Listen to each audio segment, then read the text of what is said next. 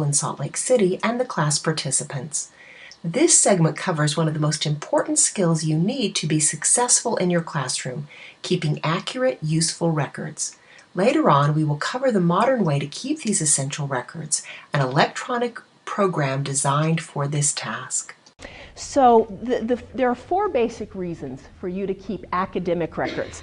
This isn't your attendance, this isn't your immunization, none of that kind of stuff. This is the records that reflect the lessons that you're doing with the children in your classroom, the records that you're keeping that have to do with things you observe them doing. That's what I'm talking about, and that's all that I'm going to discuss tonight. I think you've got obviously very well organized directors, so I'm guessing that all your legal records and things are well in hand and we don't need to worry about that. But there's 4 main reasons to keep records of the children's experiences in the classroom. The first one is so you can plan effectively. So you can figure out what you want to introduce next for that particular child. What is the next material to introduce? What is the next thing you want to do with a particular material with a child? Because I'm hoping you know taking it off the shelf more than one time is very, very appropriate, with your assistance.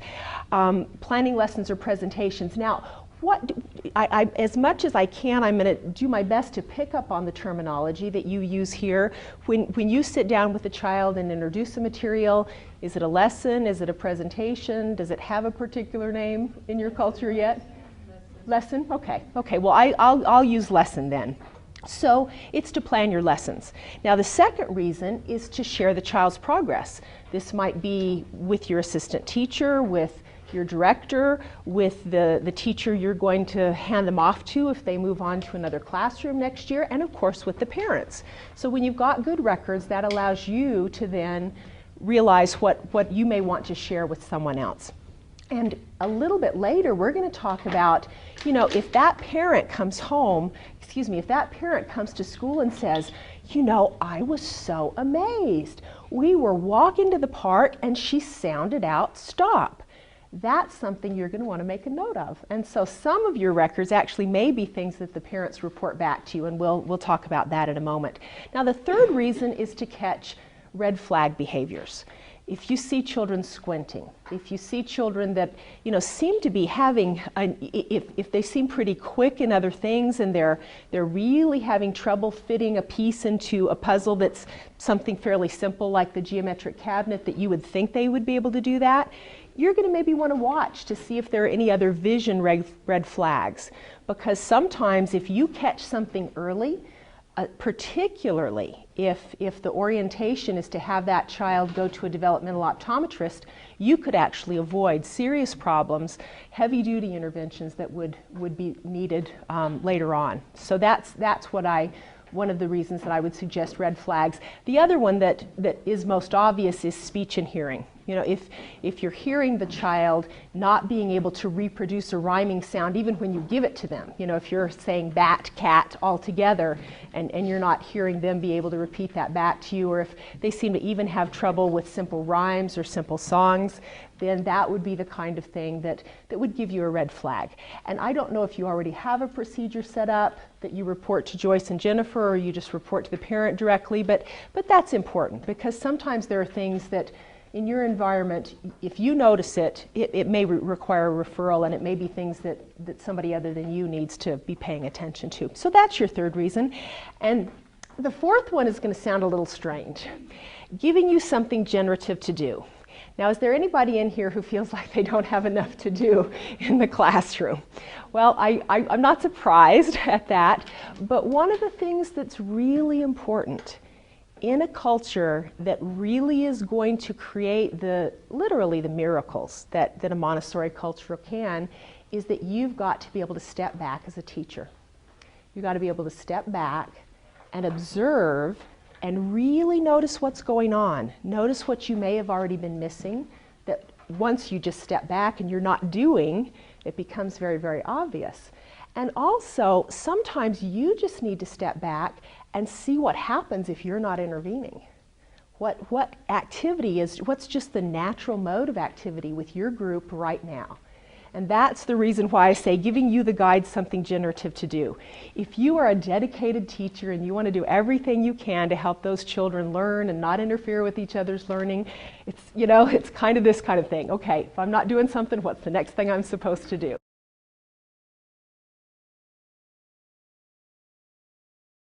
And so that energy, if you put it into record keeping, it's a lot of times when I tell people to just stop and watch, you can just see the anxiety start to rise in them as soon as they actually anticipate what that would be like. So writing things down when you're doing that can actually organize that for you. So if you're feeling like I have to be doing something, that's what I'm talking about when I say number 4. I don't think that you're sitting around not doing anything in your classrooms, but does that make sense why I give you that fourth reason and why that could be important if just stopping and observing is something that's not that easy for you?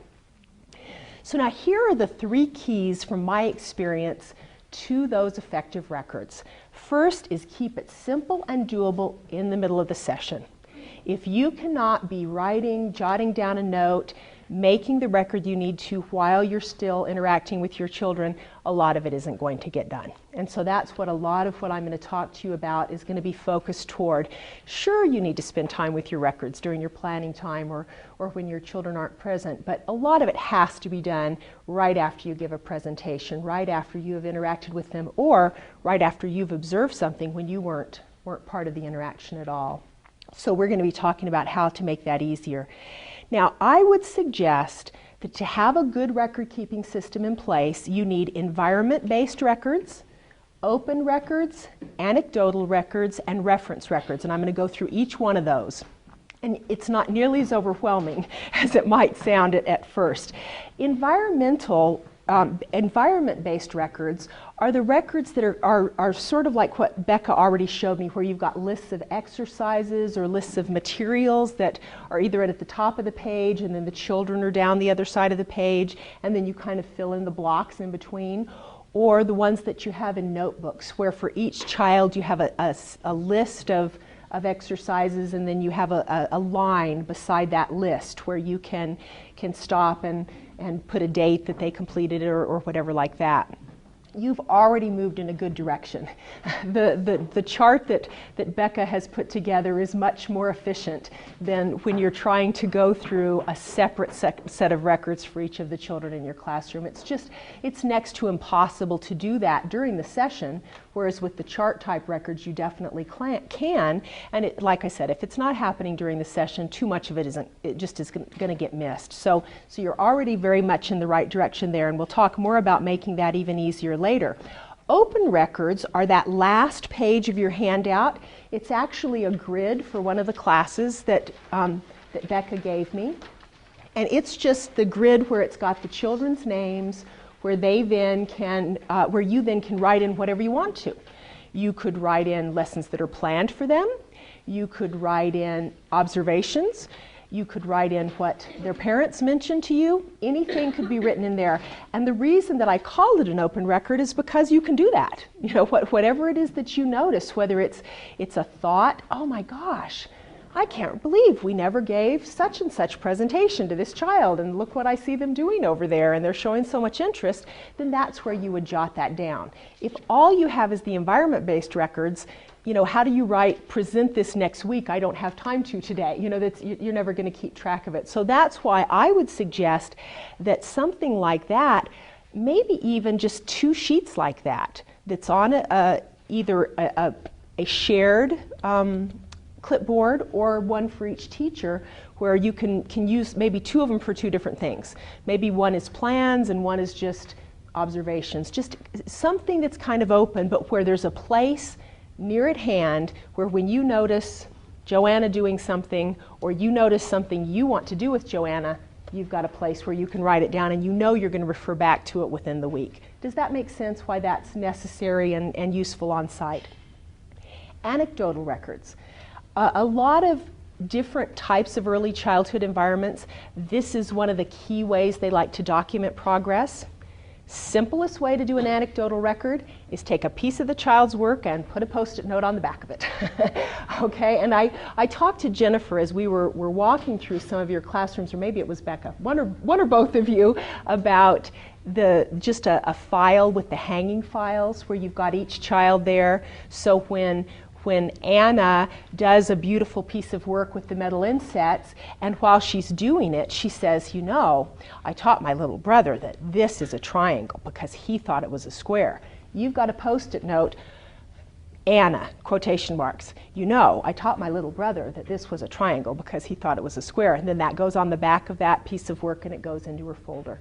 You know, it's not effortless, but it's doable. And if you then, flipping through, you go, oh, we don't have anything for James. You know, he's not done any kind of written work.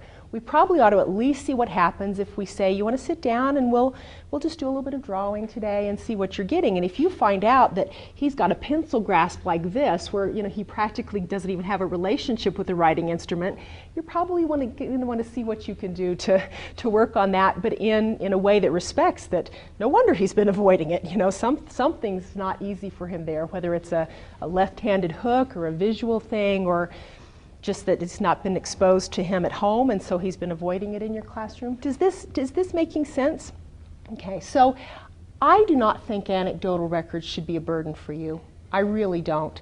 If you're doing good interactions with the children, if when the parents ask you what are they doing, you can just right off the bat give them a few examples or give them a sense of what's happening with that child, your anecdotals are just like a little extra. They're a little something so the parent can see what's happening, can really feel like they're a part of that day that they can't be a part of because of their other obligations and the nature of the classroom. So does that make sense, and does that seem doable so far? This one is a little handier in some ways because the ink's right in there, so you just, you know, punch it down and make the date punch.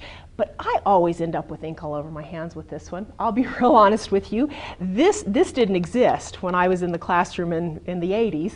This is what we had that just sat on an ink pad, and it worked better for me, actually. When I started trying to use this, it was like, oh, there's ink on my hands, and oh, the date's wrong, because to set it, you have to like flip it around so you can see what you're doing.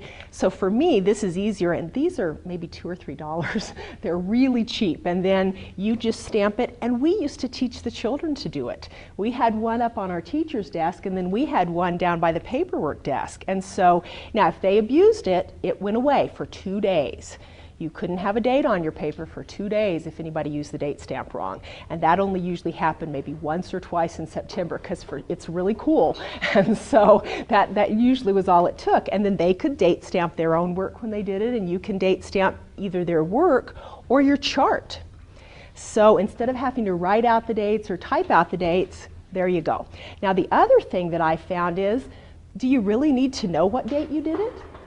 You know, for some things, the first book they read, yeah, I want that date down there if I'm mom or if I'm you or their teacher next year, or, you know, if they've just learned all of their sounds, that might be the kind of thing to record. But do you need to know what date they completely mastered the buckling frame?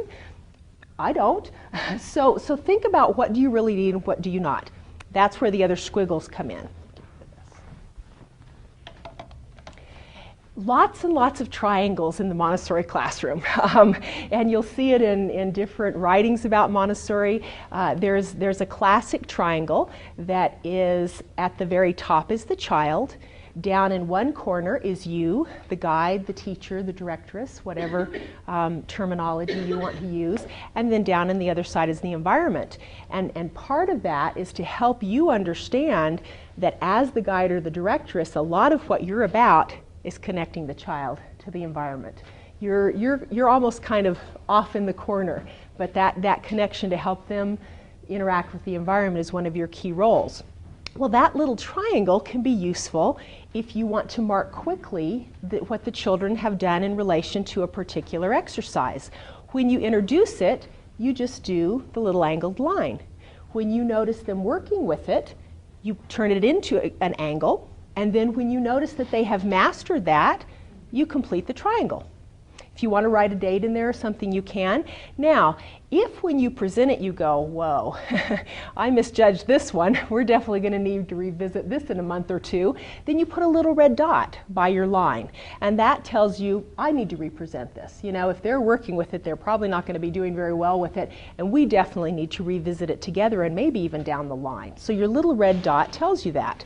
That was the record keeping that I used most often, and I found it made a huge difference in being able to get it down when I did it. So that is one of the ways that I found making the record keeping easier happened really, really effectively. Now, let's see.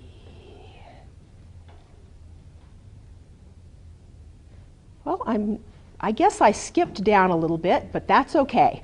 Easy to fill in on the spot during session time, line, angle, triangle, red dot system, and the date stamps. So we pretty much covered that.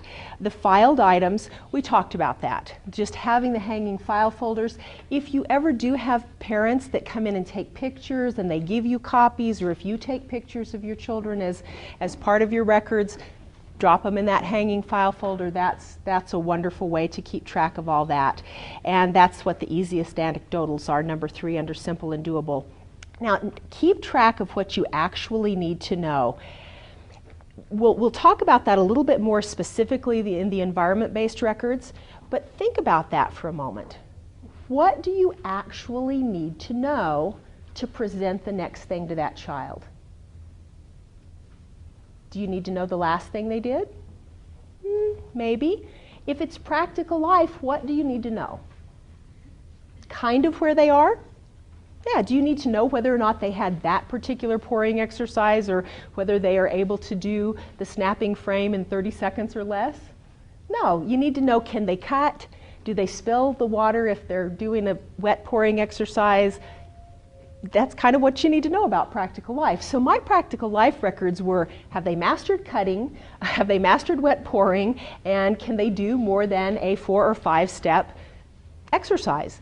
That was pretty much all I cared about. As long as I knew that and generally knew what was going on, because they will tell you, I want to do that. I want to wash the seashell. I want to pack the suitcase, because it tends to be interesting. And for the most part, as long as you know that you have your environment set up, so if scrubbing the seashell is really more that they can do than they can do, you may want to say, well, we need to practice washing our hands a little bit more. When you can always remember to turn the water off and always remember to leave the soap where it belongs, then we can do the seashell. So I'm going to watch, and for the next week, if I notice that you've put the soap back in the right place and you've turned the water off every single time, then I'll give you a lesson with scrubbing the seashell.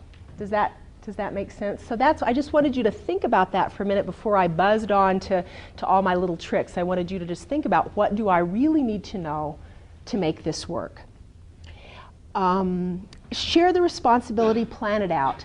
I know that most of you are in a team teaching situation where you've got somebody else in the classroom with you, and I don't know exactly how symmetrical the relationship is. You know, if we've got somebody who's been in the classroom for 3 years and somebody who's been here for 3 weeks, chances are the one that's had 3 years is probably going to be taking more responsibility for the records, and rightly so. She has a clue what's on the chart.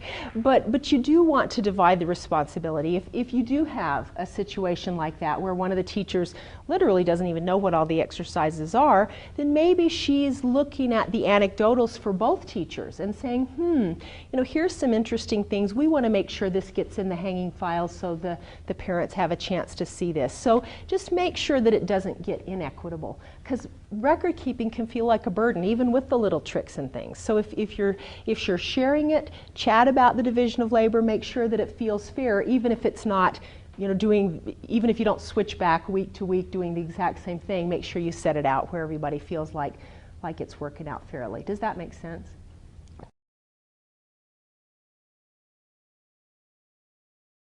Great. Now, environment-based records, this is mostly what you see in the Montessori classroom, and we already talked about the notebooks with a huge list of exercises for every child, not very workable. The chart format, I found 2 basic ways to do it. One is what Becca has already put together, kind of a clipboard or notebook format that's for your whole class, where you put in your triangles or your dates or whatever. The other is a chart format. Now, this relates back to what I was saying about what do you really need to know. In the practical life area, you don't need to know everything that they did. Once they start reading, you kind of do. At least in my classroom. This is actually two different charts that I used back in the 80s. They are not in use right now because the environment that I'm in is not equipped quite the way that one was. But what I did is this chart is the pre-reading. This is when they went through what told me they were ready to start passing off their consonants. Now, I want to talk just really briefly about the sandpaper letters and the consonants. We're going to talk more about that when we get to the lesson format. But if you have got children under the age of 4, they need to be exposed to those sandpaper letters. Somebody asked Montessori, if there was one thing you could tell teachers, what would you tell them? Don't miss the sensitive period for the sandpaper letters. Somewhere between that child's 4th and 5th birthday, the sensitivity, the interest, the physiological attraction to touching things and touching them repeatedly and kind of programming that movement in from your fingertips into your brain, it's gone. Does it mean you can't use the sandpaper letters after they're 5? No. But does the effectiveness go way down? Yeah. They're actually kind of a tactile flashcard after their 5th birthday. I'll just be real honest with you. Now, is that fine? Yeah. You know, if you get them when they're 5, no worries. You just do what you can do, but you realize you're not going to get the same effect as if you got them when they were 3.5.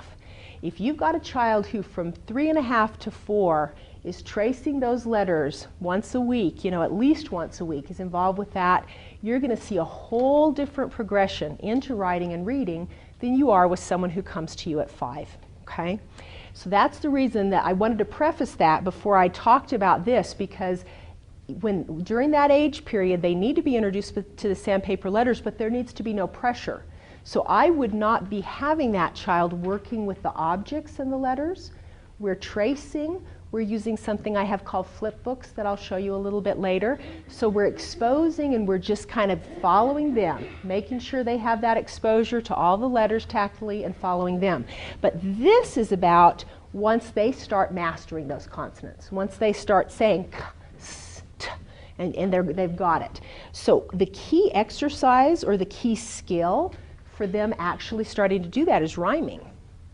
If they can hear the rhyming sounds, and if when you have a cat and a hat and a ball, what rhymes with ball? A star in a car, and a ball and a doll and a star in a car, and they can set those 6 cards up in pairs, then they're ready to start being responsible for knowing their consonant letters. That's when you're going to start seeing mastery typically. If they can't even hear that ending sound enough to do that, they're not going to be able to hear the difference between t and d and be able to associate it to what hopefully was programmed in during that sensitive period. Does that make sense? So rhyming is what I've got matching and classifying and sequencing and rhyming, but that's why rhyming's right above all of my little letter sets. Now, I do group my consonants separately from my vowels, and the reason is consonants are easy in English. Okay, you have 2 sounds of G, you have 2 sounds of C, K, no, C, yes. You have 2 sounds of G, you have 2 sounds of C, and you have a Q that uses a U all the time. It's really not hard. Look at an A, oh my gosh. Look at O-U-G-H that has 6 different sounds to it. Okay, the vowels are what's tricky. And when you teach that to the children with the coding of the pink and the blue and kind of separating them out, I found it's actually easier. You're kind of letting them know these are the tricky letters. They don't mean to be tricky, but they have lots of sounds. These only have 1. So we learn all the ones that have 1 sound first, unless they're showing interest. What is that? Of course I'm going to take the vowels off the shelf and give them the short sounds of the vowels. But if I'm not seeing that interest on their own, we go through all 5 groupings of the consonants and then we introduce the vowels. And I've had maybe 3 children in 12 years in the classroom that just for some reason caught an interest in vowels and wanted to learn them first. Otherwise, then we get to the vowels and we talk about how they're different, and they're fine with that. So in my classroom at this time, I actually had 6 different exercises with each set of consonants. Now I have 3, and I will soon have 4, because I really feel like we need 4. And so that's what this is so that I really know what have I presented to each child with each of those sets of consonants, and then are they blending okay, and combos mastered. So that just means, if I put a T and an A down, can they do ta fairly consistently? And then we're moving into beginning reading. Now, I group beginning reading the same way. I have my short A exercises, my short I, short U, short O, and short E, and short A has got like 10 exercises, because usually the ah they've got, after you introduce it a couple of times, they have it, but that blending and that consistently being able to sound out those 3 sounds together and make them into words, that takes a fair amount of practice, less so as they move on through here. So this is something where I have found intensive record keeping was necessary, and when I put it on the wall and used a dry erase marker, it was miraculous in the classroom that I was not in, but that I was kind of in Jennifer and Joyce's position, where I was with the elementary children and I had teachers in the pre-primary classroom. All of a sudden, everybody knew exactly where everybody was on both of these charts. So it may be something you would want to consider for the record keeping that needs to be that intensive, just something to consider. As are visible in physical growth. It is on account of this special sensitivity that the child is capable of taking from the environment and incorporating in himself what he has taken. Maria Montessori in What You Should Know About Your Child. The last part of our program was filmed at the 2013 International Montessori Congress in Portland. The event was significant because it brought together all the large Montessori associations working together with Association Montessori International to unite the Montessori community.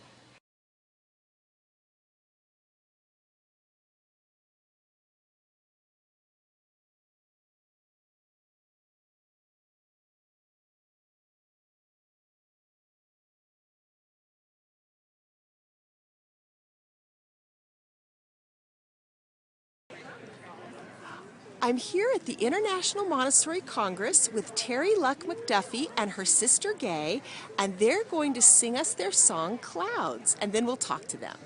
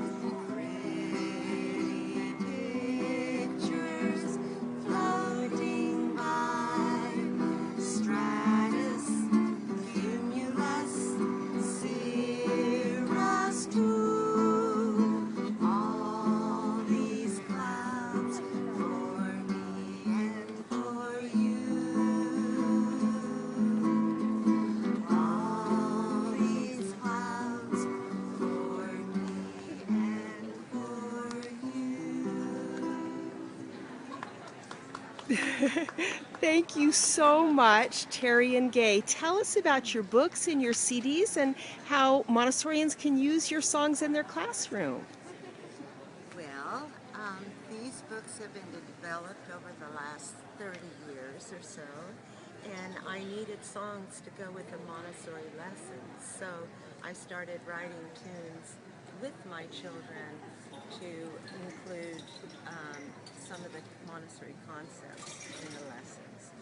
And that's how we got started, and our math tunes were the first ones, and then we came out with geography and history later on. But they are written to go along with Montessori. Wonderful. And your books have the lyrics and the video, or excuse me, and the Books have the lyrics. Can I show you? please do. So the books have the lyrics,